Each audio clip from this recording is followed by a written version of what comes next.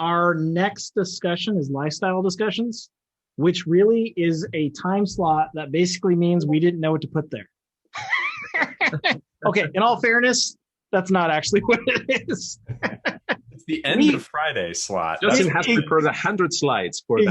Exactly. So we intentionally wanted to end this, whatever you call it, mini summit, really long webcast. I don't even know what this is. Friday hangout. Yeah, Friday hangout. We wanted to end the Friday hangout with a hangout. So I'm going to keep, Chris, if you want to stay on this one, you can, but I'm going to let Ismail and John kind of start this with just kind of talking about some of the healthy stuff they're doing. I can't participate because I honestly, I'm more on Chris's side where I probably eat better than I should. So I'll listen because I need to start applying some of this. But while they're talking about that, I'm going to switch to my phone and then I'm going to start giving you the tour of the farm, which is not really a farm. It's a hobby farm. They're just pets. And no, we don't eat our pets. Seriously? Come on. Right. So it's just us hanging out. So if you're done and you're like, I'm good with the technical, I'm good with the non-technical, I don't want to hang out, enjoy the weekend. It's been a pleasure. The only thing we're going to introduce after this is the download VMs, which I have to post new links, have 2 free labs per class. So 530 and 555 both have 2 free labs for a total of 4. So in those, when you download them, I'll just real quickly share my screen and then I'll unshare it. Just do this real quick. In them, you'll log on like Sec555. And what you'll do is you'll just open the internet browser like Chrome and hit home. There's your walkthrough and the labs are under labs. So there's 2 labs for 555. You just follow along. There's 2 labs for 530. And again, I'll post new links here in just a second. So with that, John, Ismail, I'm going to give you the floor and I'll switch to my phone in a second. Awesome. We want to see those miniature cows and donkeys or whatever you have it. Whatever. Oh my goodness. So I think that was amazing, right, John? Like the last, the whole event, but looking at from everybody, looks like a lot of information to digest. Right? And what I like about it is that it's information that,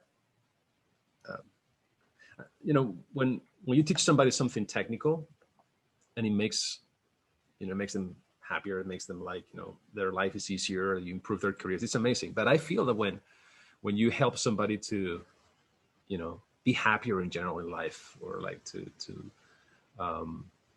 better person, like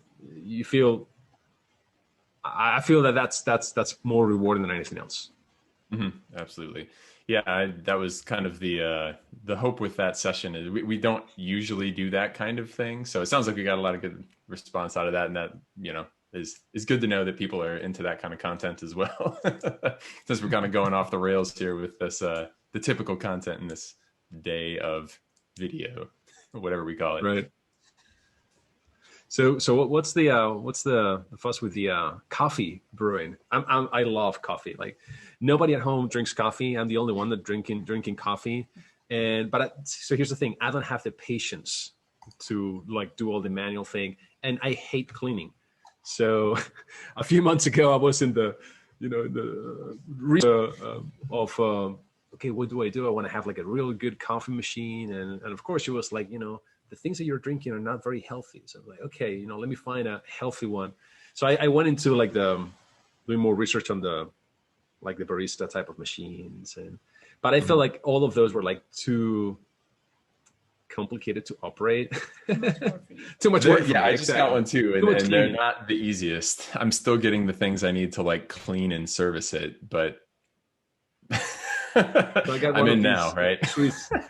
I got one of these Swiss machines, an automatic one, does everything. I just like put the beans in and it will just like, do everything for me. And the coffee is amazing. I have to say that once you've tasted that, you don't want to go back to, capsules or anything like that. Yeah. I'm one of the, opposite folks in terms of like, I'm willing to totally geek out on coffee and probably put more effort in than most people would be willing to. But it's one of those things like, I understand it's stupid and I'm not trying to be like weird and elitist about my coffee. Like I'll still drink Folgers and whatever, but like, it's something that I do for fun as a hobby. I have a whole, not a whole, a small presentation on how to make the perfect cup of coffee that I can roll through slides or just can give the gist of if folks are interested in that sort of thing, at least from the perspective of what I learned. I know we had that to talk about. We have, we can talk, exercise, nutrition stuff, and, some of the other hobbies that we picked up along the way. I know I've picked up a number of weird random hobbies sitting at home in the last 9 months. So I don't know where we want to start this off. We can kind of go in any of those directions. Maybe we can ask, the audience what they want us to chat about.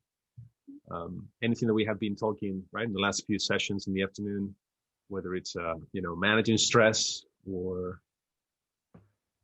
I saw some conversations during her talk on herbal teas, right? And maybe if that's good or not, or should I combine it with coffee? Should I forget coffee and just go with herbal teas? For me, it's like coffee. It's a big thing. So. But I have to admit that when I feel like I drink too much coffee, I switch it with tea as well. I put tea in there in the beginning, in the middle of the day, especially. Definitely a smart idea. Let me pull up a few of these things from my presentation. I'm not going to walk through this. We're going to buzz through this, but I happen to have PowerPoints made because I was part of Toastmasters a couple years ago. And if you're not familiar with Toastmasters, it's basically just a group that meets where you can practice public speaking in front of a group. And so one of the things you have to do is like a presentation on whatever. So this was mine, and I haven't actually looked at these slides again in the last 3 years. I just remember that I had this. So we'll go through the important parts. Coffee's a plant. It's a bean. You have to dry it. And then from there, we get a hold of it and someone else generally roasts it for you. You get nice brown beans in the bag you buy from Starbucks and everything else. But it is basically a seed of a plant, and it's kind of like a cherry. Like there's a pit, and like you got to take the outside off, whatever it grows on a tree and a plant. And the roasting piece is, if you really want good coffee, kind of the key piece to it is getting it from roasting to in your mouth as quickly as possible. This is how I roast at home. I just have a grill and like literally this $20 whirly pop thing that you can make popcorn in. And the reason I do this is because when you get coffee that's roasted like almost immediately and use it within, I would say 3 to 4 days after, there's like way more like flavors and like aromas and just like there's a lot of volatile compounds in coffee that disappear very quickly. And so my recommendation, even if you're not going to go crazy like this, and I know most people won't, is look for coffee beans that have a roasted on date and then try to get it like within a couple days. Look for coffee stores like in your town that actually roast on site, and you'll probably have it. And I can tell, when I buy like a Starbucks bag, which I still do all the time, and I like grind it versus if I happen to have roasted that day and then I grind the coffee, it like explodes aroma all over my kitchen in one versus the other. And so there's a very big difference there. Roasting, by the way, I buy green beans from a site called Sweet Maria's. It's like $4, $5, $6 a pound. And when you're looking at good coffee now in the store, you're talking like $16 a pound.